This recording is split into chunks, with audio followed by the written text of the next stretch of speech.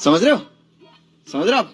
समझ रहे हो ना? में उपस्थित देवियों, देवताओं,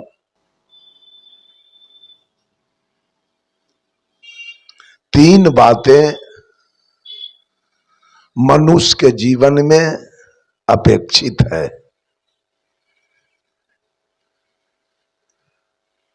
सब लोग,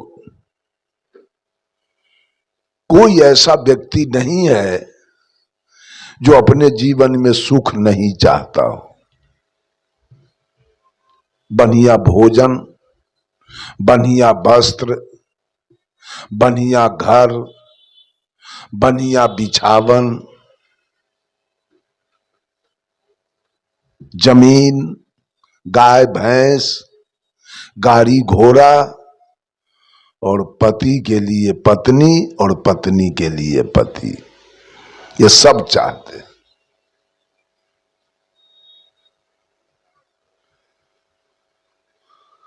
और सब लोग शांति भी चाहते हैं।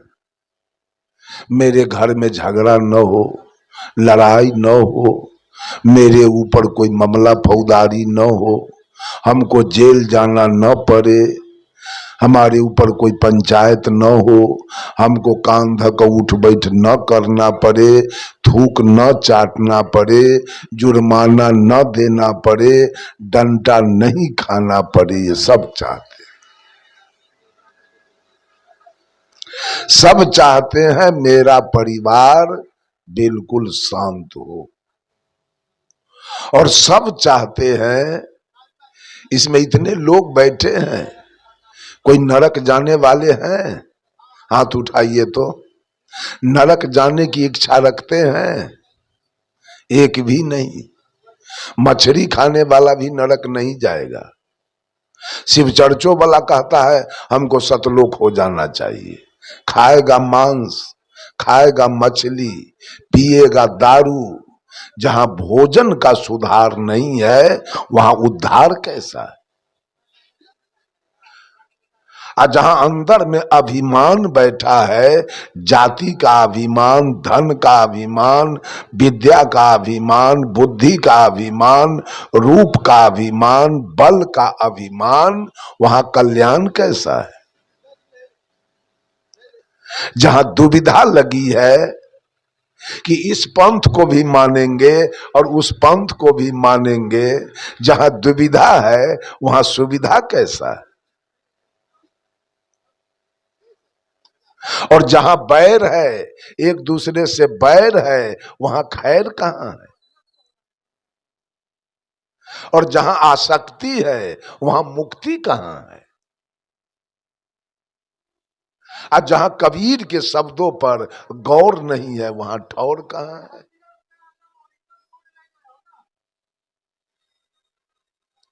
सब लोग स्वर्ग जाना चाहते हैं, बैकुंठ, सतलोक, जन्नत। साहब कबीर कहते हैं नरतु पार उतर कहां जई हो। अरे जाना कहां चाहते हो? आगे पंथी पंथ न कोई, कूच मकान न पई हो। कहे कबीर सुनो भाई साधो, जहां के पद तहां ठहरई। जाना भी नहीं, स्वर्ग किधर है? बैकुंठ किधर है? सतलोक किधर है? जन्नत किधर है? इतनी भ्रांति। साहब कबीर कहते हैं अनजाने को स्वर्ग नरक है, हरि जाने को नाही। जही डर से सब लोग डरतु हैं, सो डर हमरे न। हमारे यहाँ स्वर्ग नरक नहीं है। कबीर पंथ में स्वर्ग और नरक नहीं है। ये झांसा नहीं चलता है मेरे यहाँ, ये झूठा गप मेरे यहाँ नहीं है। बैकुंठ, बी माने नहीं और कुंठ माने इच्छा वासना। जिसकी इच्छा वासना मर गई वो अभी बैकुंठ में है। सत्यलोक जो मन की सत्ता को छोड़कर आत्मा की सत्ता में स्थित हो गया, वो अभी सत आत्मा के साथ है, वो अभी सतलोक में। मन के साथ होगा वो नरक लोक में होगा। जन्नत जो अपने को जान लिया, हुए आई एंड हु आर यू, जो अपने को जान लिया और सारे पाप कर्मों से अलग हो गया, वो अभी जन्नत में। जाना कहां है? इतना धोखाधड़ी इस भोली भाली जनता को पैसा ठगने के लिए गुरु लोग इतना झांसा दे रहा है। हमको तो एक दो आदमी कहा कि आप जैसा प्रवचन करते हैं ना, सबके सेवा बर्दाश्त आमदनी पर बजर गिरा दीजिएगा आप। कोई चेलवा कोनो गुरु के पैरों नहीं दबाएगा और न धोती खींचेगा, ऐसा प्रवचन आप करते हैं। हम की गुलामी कब तक चलेगी? ये गुलामी कब तक चलेगी? बंधुओं, स्वर्ग जाने की बातचीत हो रही है। स्वर्ग किधर है? कितने कोठली है स्वर्ग में? जंगला कितना है? लेट्रिन रूम कितने हैं स्वर्ग में? स्नान घर कितने हैं?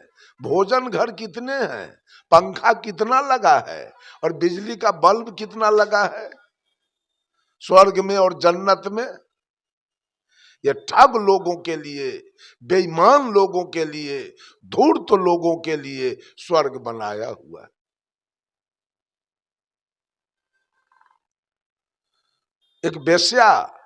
एक बेश्या भी नरक जाना नहीं चाहती है।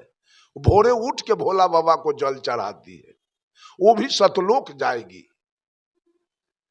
और चोर, बेईमान, डकैत, लबरा, लुच्चा सब चला जाता है बैनाथ धाम कामर लेके, वो भी नरक जाने को तैयार नहीं, वो भी स्वर्गे जाएगा। गाय काटने वाला, भैंस काटने वाला, बकरी काटने वाला कसाई भी मस्जिद पर जाके अजान देता है और नमाज अदा करता है, वो भी दोजक में नहीं जाएगा, वो भी जन्नत में जाएगा। मछली खाने वाला, मांस खाने वाला भी पर्व त्योहार करती है महिला और पुरुष, वो भी स्वर्गे जाएगा, नरक के जाएगा? नरक जाने वाले तो कोई नहीं है, तो हम लोग जाएंगे नरक, क्या करेंगे? स्वर्ग तो भर गया पापी से, तो नरक के जाएगा? अब सब स्वर्ग जाएंगे। तीन बात आपके मन में है कि हमको सुख मिल जाए, शांति मिल जाए और स्वर्ग मिल जाए। ये तीनों के लिए आप मंदिर का चक्कर काटते हैं, मस्जिद का चक्कर काटते हैं, गिरजा गुरुद्वारा का चक्कर काटते हैं, तीर्थ व्रत के चक्कर काटते हैं, पूजा त्योहार के चक्कर काटते हैं, उपवास के चक्कर काटते हैं। कहीं कुछ होने वाला नहीं, सब झूठ है, सब झूठ धन कमाने का जुगाड़ बनाया गया, कहीं सच्चाई नहीं। कोई मंदिर से सुख नहीं मिलेगा। अगर मंदिर से सुख मिलता तो आज हमारा जो भाई है, आज हमारे जो भाई है जिसको आपने अछूत कहा, लोगों ने अछूत बना के उसको रखा, उसको बैल के तरह, गधा के तरह खेत में काम करवाया, हाथ पर रोटी देके खाने के लिए मजबूर किया, और चिरुआ से पानी पिया दिया, कहा हट के रहना, तुमसे मेरा देह छुआ जाएगा,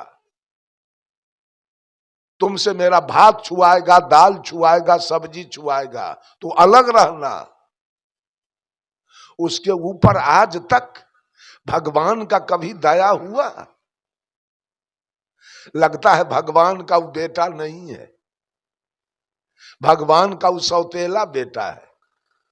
भगवान का अपना बेटा बड़े बड़े लोग हैं, जिसको सारा धन भगवान ने दे दिया। अरे गरीब बेचारा आज तक एक तो धन नहीं, घर नहीं, बैंक बैलेंस नहीं, पहनने के लिए बढ़िया कपड़ा नहीं, सोने के लिए चटैया पर, बोरा पर सो गया। और उसको इतना प्रताड़ित किया गया, क्या वर्णन है। लगता है भगवान उसके लिए कहां सोया हुआ है, कहां बैठा हुआ है। सब झूठ बात है। एक पिता है, एक पिता के 5 पुत्र है। एक डॉक्टर है, एक इंजीनियर है, एक प्रोफेसर है, एक खेती करता है और एक मजदूरी करता है। पांचों भाई है कि नहीं? पांचों भाई है। अपना कर्म से एक डॉक्टर हो गया, एक प्रोफेसर हो गया, एक बैंक मैनेजर हो गया। अपना कर्म से एक गृहस्थी कर रहा है और अपने कर्म से एक मजदूरी कर रहा है। लेकिन बाप माए, बाप पिता और माता सबको जमीन बराबर बांट के देता है।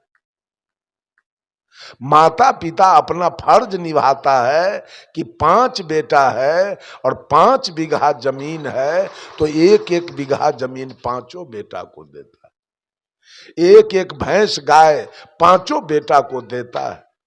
1-1 घर 5 बेटा को देता है। अब 5 लाख अगर पूंजी है तो 1-1 लाख 5 बेटा को देता है। अगर 5 लाख कर्ज है तो 1-1 लाख कर्जा 5 बेटा को। एक भगवान ऊपर में बैठा है, एक भगवान ऊपर में बैठा है। आई जितनी महिलाएं हैं वो भगवान की बेटी है, हम लोग भगवान के बेटा है। भगवान ने एक बेटा को कितना धन दिया? 200 बीघा। और एक बेटा को कितना दिया? 2 डिसमिल या 2 कट्ठा। ऐसा नहीं हो सकता। बाप इतना बड़ा बेईमान नहीं हो सकता। ये एक को दे 200 बीघा और एक को दे 2 डिसमिल। बंधुओं, ये सारा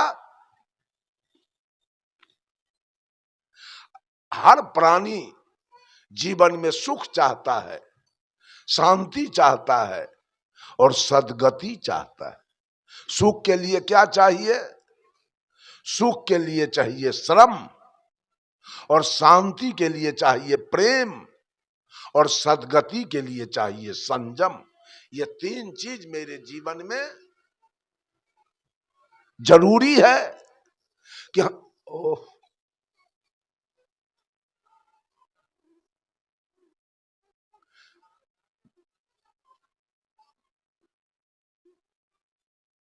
तीन चीज मेरे जीवन में जरूरी है। साहब कबीर कहते हैं, आपन आस कीजे बहु तेरा, कोई नहीं पावल मरम हरि केरा। कि दुनिया के लोग अगर जीवन में सुख चाहते हो तो अपना भरोसा करो। भगवान को किसी ने देखा नहीं और भगवान ने किसी को कुछ दिया नहीं आज तक। दिया है बेटी के ब्याह में कुछ मिला है भगवान के तरफ से, बेटा के विवाह में मिला है, माँ के श्राद्ध में मिला है, पिता के श्राद्ध में मिला है, घर बनाने में कुछ दिया है भगवान मदद? कहीं कुछ नहीं, कुछ नहीं मिला आज तक। उसी के पीछे सारा दुनिया लगा हुआ। जो कुछ नहीं दिया आज तक उसके पीछे सारा दुनिया, और जो दे रहा है उसके पीछे कौन है? देने वाले के पीछे कौन है? बंधुओं, आप सुखी जीवन बिताना चाहते हो,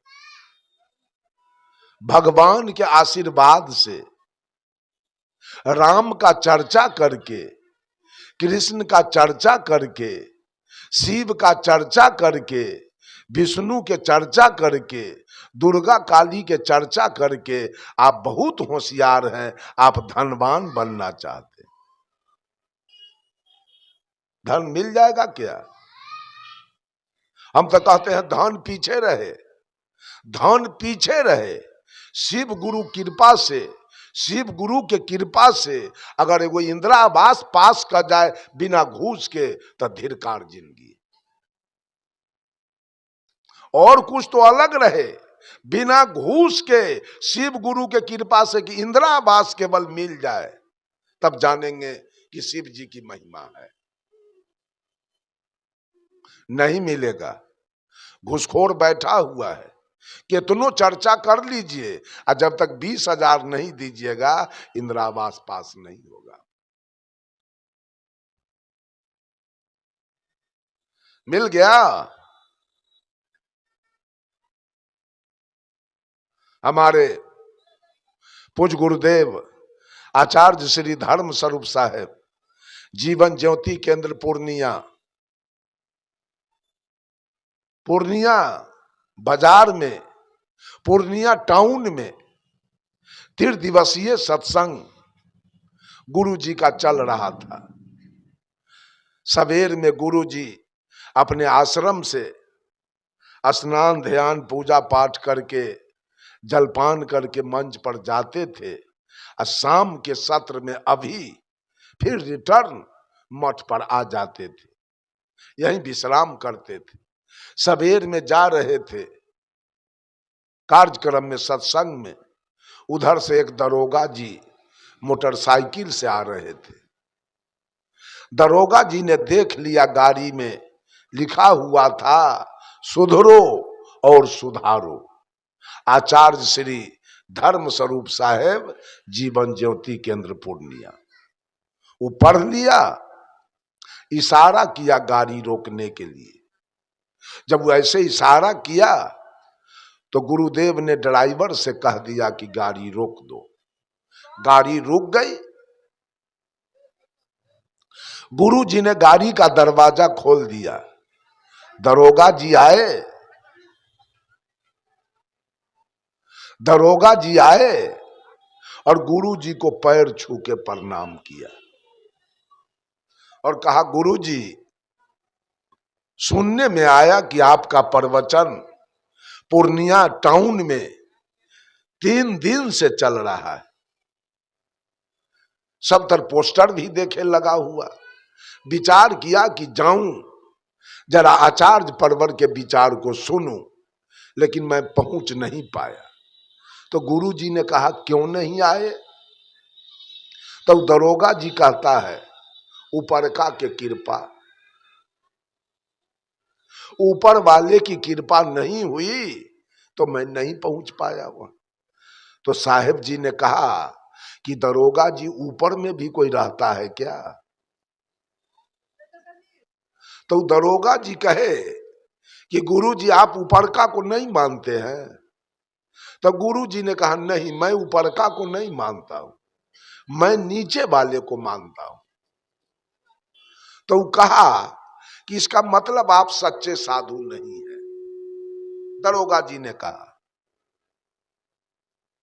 और रामायण का एक चौपाई बोला, जब दरबहु दीन दयाल राघव साधु संगति पाइए।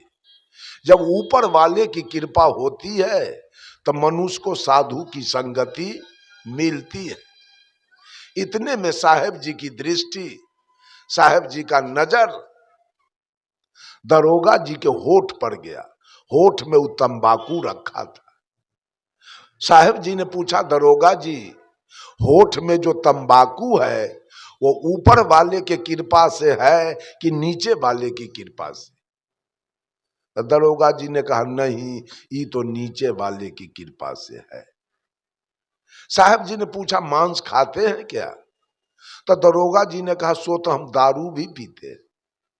तो साहब जी ने कहा, मांस खाते हो ऊपर वाले के कृपा से कि नीचे वाले के कृपा से? कहा, नहीं, नीचे वाले के कृपा से। दारू पीते हो ऊपर वाले के कृपा से कि नीचे वाले के कृपा से? तो ना, नीचे वाले के कृपा से। साहब जी ने कहा कोई मार खा के, कपार फोड़वा के, हाथ पैर तोड़वा के, इज्जत लुटवा के, कपड़ा फड़वा के आपके थाना जाता है FIR लिखाने। उस समय जो माल पत्ती घूस लेते हो, ऊपरका के कृपा से कि अपना कृपा से? कहा नहीं, ये हो निचले के कृपा से। गुरु जी ने कहा अरे भले आदमी, जिसका चेला SP या कलेक्टर है, तो दरोगा कौन खेत के मूली है उसके सामने में? साहब जी कहे दरोगा जी से, है भले आदमी, खैनी खाते हो अपना कृपा से, मांस खाते हो अपना कृपा से, मछली खाते हो अपना कृपा से, दारू पीते हो अपना कृपा से, घूस लेते हो अपना कृपा से, और सत्संग में जाते हो ऊपरका के कृपा से। भाग, हटो रोड पर से हटा दिया और गाड़ी निकल गई। ये दुनिया के लोग सारा कुकर्म करेंगे अपना कृपा से, आज जब विपत्ति आएगी तो ऊपर तरेगन को ताकेगा। ऊपरका कहां बैठा है? ऊपरका के नजर में न्याय नहीं है क्या? ऊपरका तो हर समय न्याय करेगा ना, लेकिन आप ऊपरका के भरोसे तो है नहीं, आप तो अपना भरोसे सारा कुकर्म। ऊपरका कहा मांस खाने के लिए, ऊपरका कहा मछली खाने के लिए, ऊपरका कहा दारू पीने के लिए, ऊपरका कहा गांजा पीने के लिए, ऊपरका कहा बलात्कार करने के लिए, ऊपरका कहा था हत्या करने के लिए। सब कुछ अपना मन से करते हो और कुछ काम ऊपरका के फेर में रखते हो। ये दुनिया वाला रखा है कि कुछ काम ऊपरका करेगा। अगर सुख चाहते हो जीवन में सुख चाहते हो, तो साहब कबीर ने कहा इसके लिए श्रम चाहिए, मेहनत। साहब कबीर रात रात भर कपड़ा बुनते थे, मोहम्मद साहब बकरी चराते थे, ईसा मसीह भेड़ी चराते थे, भगवान कृष्ण गाय चराते थे, विश्वकर्मा जी लकड़ी लोहा का काम करते थे, रैदास जी जूता टांकते थे और सुपच भगत सूप डगरा बीनते थे। अगर जीवन में सुख चाहते हैं तो इसके लिए श्रम चाहिए, इसके लिए भगवान नहीं चाहिए, इसके लिए पूजा नहीं चाहिए, इसके लिए त्योहार नहीं चाहिए, इसके लिए श्रम चाहिए। आज सचिन तेंदुलकर, सुनील गावस्कर, कपिल देव, महेंद्र सिंह धोनी, सूरज कुमार यादव, वीरेंद्र सहवाग श्रम किया है क्रिकेट में। आज देखिए अरबपति बन के बैठा हूं, सुख भोग रहा है। अमिताभ बच्चन, हेमा मालिनी, लता मंगेशकर, अब आमिर खान, सलमान खान, ये सब सिनेमा में श्रम किए। दिनेश लाल यादव निरहुआ, खेसारी लाल यादव श्रम किए भोजपुरी फिल्म में। आज जाके देखिए करोड़पति अरबपति बन के बैठ के खा रहा है।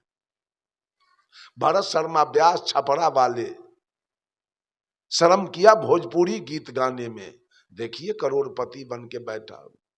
कोई बिजनेस किया, कोई खेती किया, कोई मवेशी पाला, कोई नौकरी किया, सुख से जी रहा है, सुख से जी रहा है। इसी गांव में इतना पक्का के घर हम देख रहे हैं, सब मेहनत से बनाया गया, किसी का चोरी का नहीं है, बेईमानी का नहीं है, दलाली का नहीं है, मेहनत से लोगों ने कमाया है।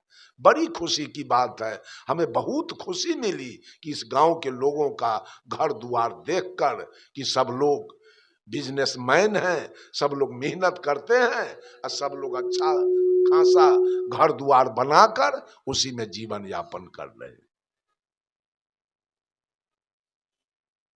अगर आप श्रम नहीं किए, मेहनत नहीं किए और झाल बजाते रह गए भगवान के भरोसे, तब तो बेटी को मंदिर में लेके आपको विवाह करना होगा, क्योंकि पूंजी तो आपके पास है नहीं। जो मेहनत किया, धन कमाया, उसी के बेटी के विवाह में 15 लाख और 20 लाख और 30 लाख तिलक जाएगा। उसी के दामाद को 4 चक्का मिलेगा, उसी को मिलेगा कूलर, उसी को मिलेगा एसी, वॉशिंग मशीन, एलसीडी, सब कुछ उसको मिलेगा। आप भगवान के पूजा के फेर में और झाल बजाने के फेर में रह गए तो आपके बेटी के विवाह में 4 चक्का नहीं आएगा। आप पूजा करते रहिए जाके बैजनाथ धाम और जगन्नाथ धाम। जो लड़का मेहनत कर रहा है, जो लड़का श्रम कर रहा है पढ़ने में, और आज के युग में भी कलेक्टर बनेगा, कमिश्नर बनेगा, बैंक मैनेजर बनेगा, डॉक्टर बनेगा।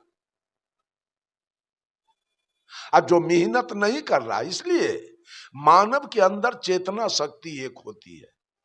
उस चेतना शक्ति को आप जहां लगाएंगे वो काम आपका सफल हो जाएगा। हमसे एक आदमी पूछा, एक दिन 7 दिन का कार्यक्रम एक ही जगह था, तो 2 घंटा हम शाम में बोलते थे और 2 घंटा सवेर में।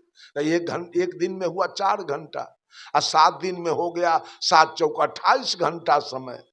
और बोलल बात दोहरा के हम एक सत्र में भी नहीं बोल पाए, अलग अलग चर्चा होती रही। वो आदमी आके कहा, साहब इतना बात आप कहाँ रखते हो?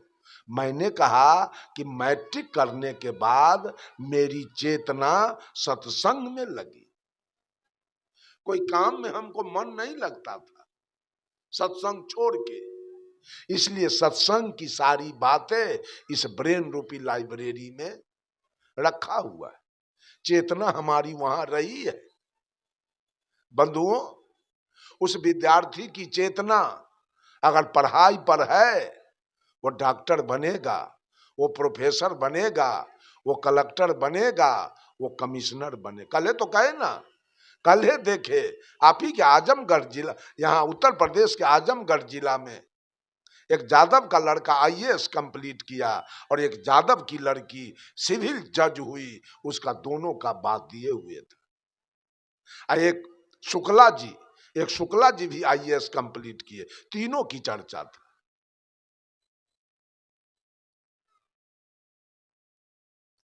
बंधुओं,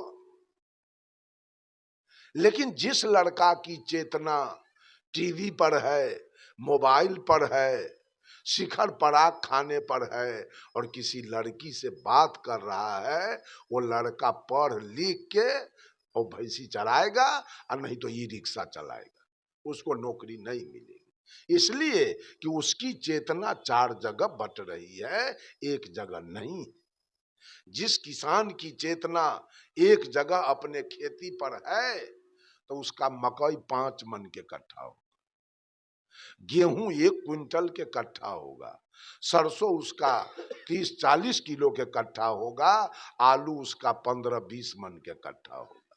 लेकिन अगर चेतना नहीं है खेती पर, तब 5 पसेरी के कट्ठा मकई होगा और 4 पसेरी के कट्ठा गेहूं और 2 मन के कट्ठा आलू और 5 किलो के कट्ठा सरसों।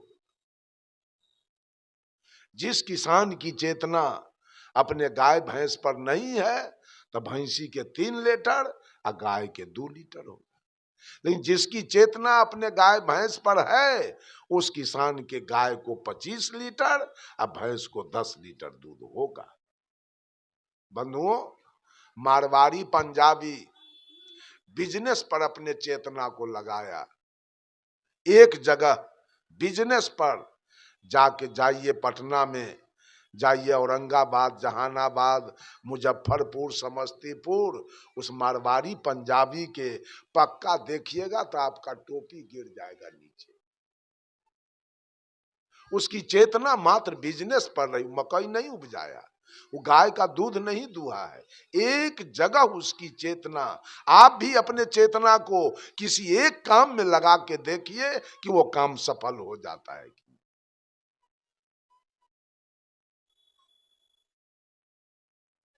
कोई गाय भैंसी चराने वाला गया है गाय भैंस चराने, और उसकी चेतना अपने गाय भैंस पर है, तो गाय भैंस जो किसी के खेत में गई तो चरवाहा दौड़ के उसको घुमाएगा। लेकिन जब चरवाहे की चेतना गोली और डंडा पर चली जाएगी तब गाय भैंस किसी के खेत में जाएगी। अब चरवाहे की चेतना गाय भैंस पर नहीं रही, अब उसकी चेतना गोली और डंडा पर चली गई तो गाय भैंस किसी के खेत में चली गई। ये श्रम हमको करना है। अगर सुख से जीना है तो खेती कीजिए। एक आदमी हमसे कहा कि साहब जी, छठ का समय था और 2 बीघा मैंने बंधा गोभी रोप दिया, 2 बीघा, और गोभी हमारा 15 रुपए किलो बिक गया। एक कट्ठा में 1000 पेड़ मैंने रोपा था और 15 रुपए किलो बिक गया। 1 किलो का एक गांठ था, 3 लाख रुपया हमको 2 बीघा जमीन में हुआ। अब गोभी कटने के बाद फिर मैं फूल गोभी रोप दिया तो 1 लाख रुपया फिर हुआ, और वो कटने के बाद फिर रोप दिया, नहीं 2 लाख 3 लाख का 6 लाख रुपया हुआ।